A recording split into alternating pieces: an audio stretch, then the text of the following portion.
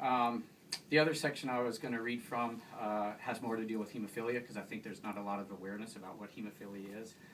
We are plagued more with internal bleeding than external. The name of this chapter is The Pine Cone Did It. It's set in Wilmington.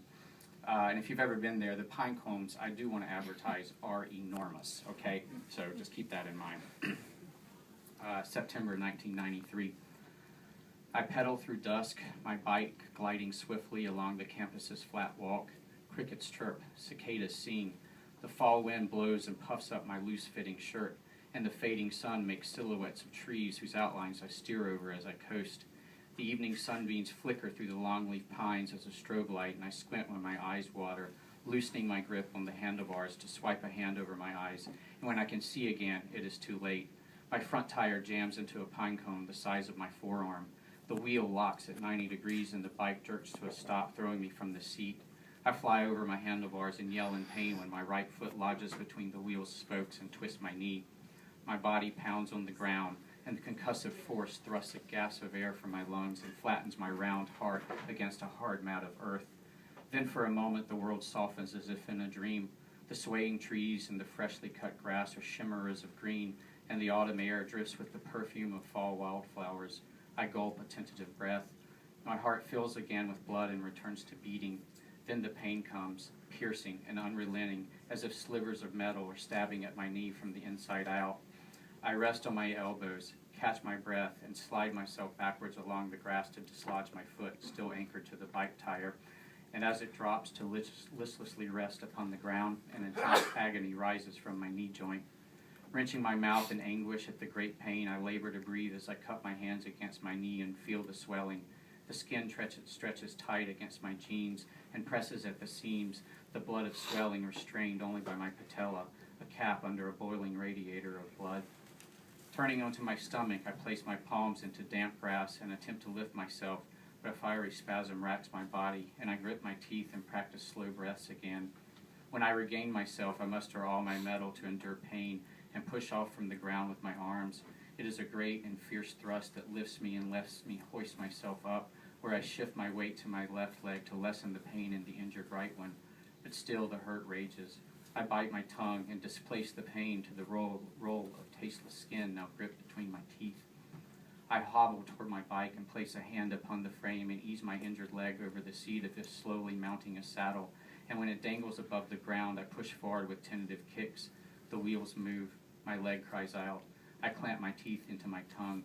A whistle of painful air leaks out of the corners of my mouth. I kick again. When I arrive at my suite, I pull myself up to the second landing and drag my leg through the suite's corridor, using the furniture and walls as balances, and then I drop onto my bed, gripping both hands around my kneecap and crying out in pain. I rock back and forth, tears spill onto my shirt, and with my hands still locked around my joint, I try to summon those magical potions from my childhood, but it does not work. I phone Caitlin, who happened to be my girlfriend at the time, who arrives and quickly gets the Vicodin that most hemophiliacs keep handy. Then I show her my knee, the kneecap lost in a globe of expanding flesh. Her hazel eyes widen and then start to water. "Are you going to be okay?" she asked, marveling at my knee's size. "Yes, but I need to go to the emergency room, and I need you to drive me there. Get Sean to help. He should be in his room." She hurries away in silence, and from the hallway I hear her fist laying into Sean's wooden door. "Wake up," she yells. "We need your help. Wake up." I hear his door fling open, and then they return to my room. "Holy shit," Sean exclaims when I exhibit my knee. "You gotta help me to the emergency room." "Holy shit," he repeats. He leans down toward the bed, and I shift so that I can reach around his stout neck. "Okay, put your arms around me." And when he raises me, I pretend that the pain is not real but comes from a phantom limb, one severed from my body long ago. My breath is heavy and winded. "Go easy," I breathe out. "We have to go slow." Okay. He eases me down the stairway and out onto the curb while Caitlin goes for the car. And when she pulls around, I collapse into the back seat, inhaling heavy sucks of dust and heat and letting my knee calm. At the emergency room, Caitlin retrieves a wheelchair, adjusts the leg rest, and rolls me into the lobby. We hurry past a woman comforting her sick child, a man cradling his hand in bloody gauze, a lady bent double in stomach pain. At the check-in window, the lady takes my information and insurance card. "Blue Cross and Blue Shield," she asked. "Yes." "And you live on the UNCW campus?" "Yes." "Any medical condition?" she asked. "Yes, hemophilia." She types. "Anything else?" I pause, I lean in and whisper, I'm also HIV positive. Okay then, HIV positive, she repeats, typing. You can have a seat and the specialist will see you soon. She points to the lobby where Sean already waits, so Caitlin and I join him. Caitlin taps her foot, twists her hands round. Sean shifts in his seat and I rub my hands on my knee to soothe its pain. A pine cone, Sean questions after I've related the story of my accident. Jesus Christ, man, how fucking big was this thing? Huge, man, monstrously big. Damn, I think I'd go with another story like a raccoon or a deer or something else. A pine cone just sounds kind of lame. Nobody flips over the handlebars because of a pine cone.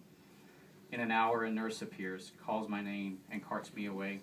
She leads me through the succession of double doors that open into a larger room where nurses swarm and where doctors hover near a central desk. They scribble onto charts and rapidly dial numbers on phones the size of mission control centers. Do you want me to help you onto the bed? The nurse offers as we sidle next to one, but afraid to move, I decline. Well, you should probably remove your pants so the doctor can look at you, she suggests, tossing me a backless gown with a faded blue flower print dyed on it. I change, gritting my teeth, and soon lower myself back into the chair where I wait. The clock's hands click off circles. When a sudden pain shoots from my knee, I throw my head back and dream of cutting it off at mid-thigh and imagine the happiness and relief such an act would bring. My knee is plump, and it feels as if it may split my thin skin in a shower of red, bloody pulp. I close my eyes and try to sleep, but cannot. The clock continues to tick.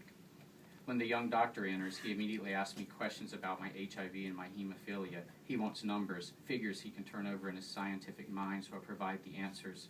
His team stands behind him, jotting notes and nodding their heads as I explain my situation.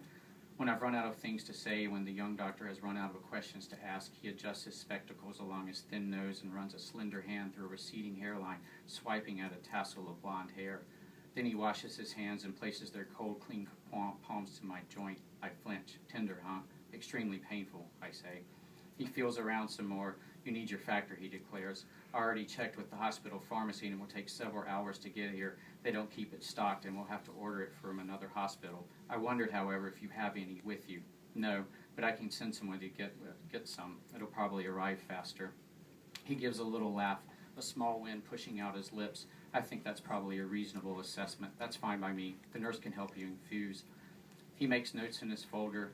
So that takes care of the first order of business. Second is the x-ray. We should make sure there's nothing going on in there beyond a bleed. I'll set that up. And third, we should aspirate.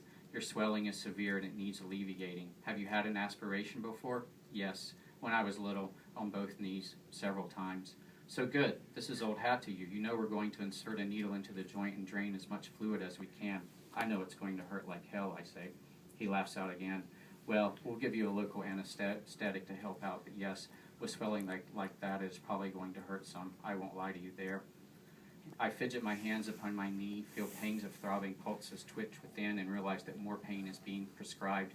The doctor leaves, and the nurse comes in with water and another Vicodin that I swallow. That should help you out, she says, as I pass the empty container back to her. Then the nurse sends Caitlin to me, and after explaining the situation, she agrees to drive to campus for my factor. When she leaves, an orderly wheels me to my x-ray, where the heavy machine aims at my knee, clicks, and sends invisible beams of radiation into a mass of bleeding tissue. By now, the pain has eased a bit, but I still bite my tongue as I am held back into my chair and return to the emergency room. When Caitlin arrives with my factor, I mix the bottles, and the nurse infuses me, fortifying me with my clotting agent. Then later, as the room's clock approaches midnight, the young doctor and his team return. Ah, I see we have good timing, he says. You're all factored up and ready to go. He presses my x-ray to the light box and considers it with a lone finger resting upon his bottom lip. The good news is that your knee looks fine. It's just a severe hematoma. The bad news is, of course, that we're still going on with the aspiration. He and his team move into another, more private room. They lift me onto the table, secure my leg into a stirrup, and then begin yanking their gloves as needles and syringes are spread out along a tray rolled close by. An attendant swabs me with the sterilization fluid the color of blood, and as I watch, it runs from my kneecap, much as the cherry syrup glazed atop an ice cream sundae. When they shift my knee around for a better angle, pain jerks me, my breath quickens, and my palms sweat. I'm going to inject a numbing solution into your joint, the doctor explains, by holding the needle above me. But given the amount of swelling, it may only do so much good. He leans over and punctures my knee underneath the patella. I wring my hands together, avert my eyes, and brace against the pain that yanks a cry from my throat. Hold his leg still, the doctor commands, and a volley of hands strap me down. I thrash and slam my fists against the bed while the doctor coaxes, telling me to hold on, it'll all be over soon. Then momentarily the seething hurt eases and my tears dry up as the doctor waits for the anesthetic to take effect. I grow anxious, anticipating the next needle, which is twice as long as the first one. Oh, Jesus, I call out. Okay, hold still. And he looks to his team. Hold him tight, he says. They get into position. The needle comes at me, and this time it is worse. Pain blazes as the needle jabs into my joint, and when I close my eyes, I see thickets of red and black. My body becomes fluent in pain, rasping breath, trembling hands, thrashing head. Even my heart is a compartment with a burr of hurt lodged within. When I clear for a moment, I see the doctor pulling on the syringe's plunger and sucking fluid into it as if bleeding nectar from a ripe fruit. When the doctor says he is done, I lift myself to view my poached knee, a red, unpulped mass. The attendants apply gauze padding and begin to encase my leg in a cast. The modern-day bloodletting has ended. The nurse comes to me with water and another Vicodin for later while the doctor writes a prescription for more, and then I am passed over to Caitlin and Sean, who've fallen asleep in the lobby. Are you okay, she asks, rising to hug me. He doesn't look okay, Sean answers. I'll live. They wheel me into the late night, a world now lit by the hum of electricity and a thumbnail moon.